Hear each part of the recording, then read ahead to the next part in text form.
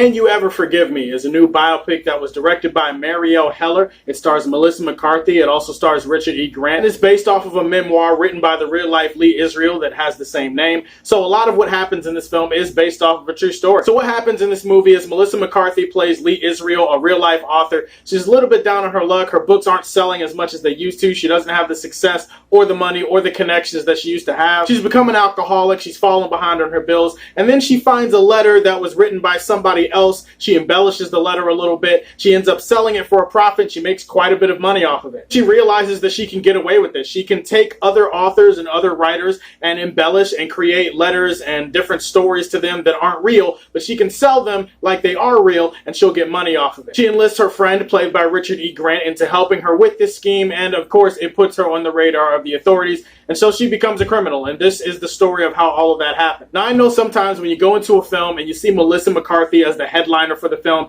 it elicits a lot of really mixed reactions among general public. Some people think she's really funny, thinks that she's been in some really good movies. Other people really can't stand her and think that she plays the same type of role over and over and over again in her movies. Not gonna lie, her shtick has gotten old over the last few years. I'll be one of the first people to tell you. Fortunately, for the people that were looking for something new from her, she's not playing that role in this movie. You might not be open to that because you're just not a Melissa McCarthy fan as an actress anyways, but if you want to see her doing something different, you should watch this movie because she was great in this movie. It's so refreshing to see an actress like her step outside of her box and do something a little bit more serious, something a little bit more challenging. Go into a Melissa McCarthy movie and you're used to seeing, oh, okay, I'm big woman and it's really funny, and and she falls over. It's a bunch of slapstick, stupid humor, and she plays the same type of rude-ass character that she plays in every movie. That's what you would expect. This movie, her character is much more withdrawn, much more sullen and bitter. She's a little bit more damaged and broken as a person. You see her coming up with this scheme. You see her doing everything she can to keep it going. And again, Melissa McCarthy's performance is the one thing that keeps you watching throughout every scene because you've never really seen her like this. Yes, it does have some moments of humor, but it's really more like dark humor. The movie itself is not really comedy. It really takes a majority of the story and its characters very serious. Most of the funny moments in the movie are with Melissa McCarthy and Richard E. Grant, who really is her only friend in the movie. In fact, she's his only friend, and some of the banter and the dialogue back and forth between them was really funny. A lot of laugh out loud moments with them. In fact, you could probably watch an hour and a half of them just sitting at a table somewhere, getting drunk and talking shit to each other, and that would probably still make for an entertaining movie. Another thing I want to single this movie out for is the music. Like I said, this is a much more serious, grounded character study type of movie,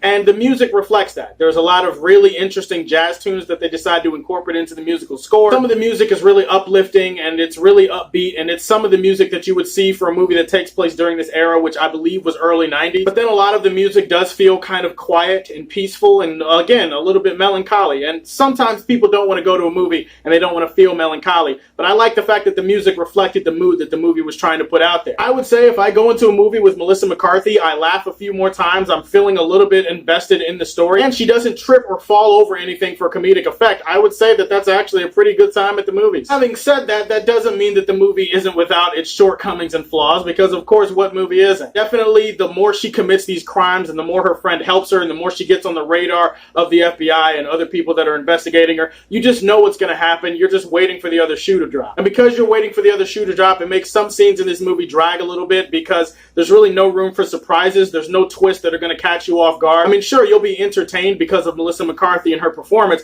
but I don't know if there's anything in this movie that's going to make you feel invested beyond that. Pretty much you know exactly how this thing is going to turn out, and it turns out exactly the way you would think. While I will say that the performances in the movie definitely might actually be award-worthy, I do think that the movie could have done a better job at making me empathize with Melissa McCarthy and her character. Not necessarily feel sorry for her or even to justify some of the actions that she's doing, but just to feel what she feels, to get inside her head a little bit. There is a relationship in the movie that is teased that isn't really focused on a lot, and I think it really could have added a little bit more depth to this movie. Sometimes when you're going through the drama and you're going through the story and you're seeing her commit these crimes and get deeper and deeper into trouble, it doesn't feel like there's a whole bunch of stakes or consequences, number one, because you know how it's going to turn out, and number two, because the movie doesn't really put you on her side that much. It doesn't really help you empathize. I was surprised at how good Melissa McCarthy was in this movie. She reminds you that if you give her the right material, you put her outside of her box a little bit, she can deliver a really great performance. I would recommend it if you want to see Melissa McCarthy, for nothing else, not trip and fall over shit and be the funny fat woman that she's been in most of her other movies. Can You Ever Forgive Me was a good time at the movies. Not great, but it deserves a spot in the Silver Age for Man of Steel. Hey guys, those are my thoughts on Can You Ever Forgive Me. You should check that out if you're a Melissa McCarthy fan. If you're not,